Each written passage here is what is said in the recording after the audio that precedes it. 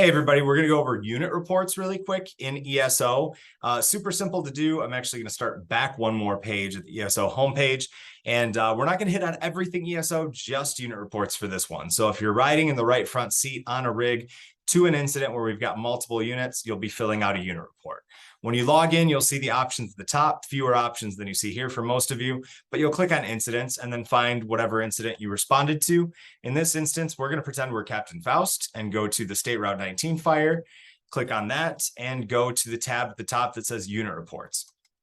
Most of this is going to be filled out for you, but the part that we're really looking for here is, if we go to engine 37, the narrative. So there's actions taken. That's super important as well. What did you do? Did you do attack, suppression? Nope. Water? Extinguishment. There we go. Extinguishment by fire service personnel. They did overhaul. And at one point he had command. So those are three things that he did. He could go all the way to 4 if he wanted to, because they did do a primary search. And remember to avoid the 0 numbers, the numbers that end in 0. Others don't count. Those are supposed to be headers. Anyway, so actions taken, first important step. Second important step is the unit narrative. Engine 37 responded and arrived on scene to find, and then whatever happened, right?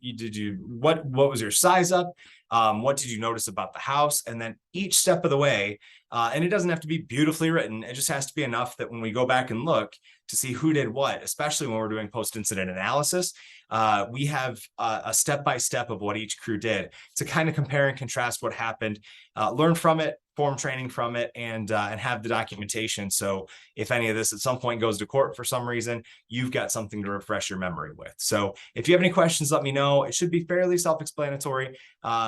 With just a couple clicks, you'll get there, and then type in anything you think is important to share that could help us hone in on training and help each other learn what each other did on each call. So thanks so much, and let me know if you have any questions.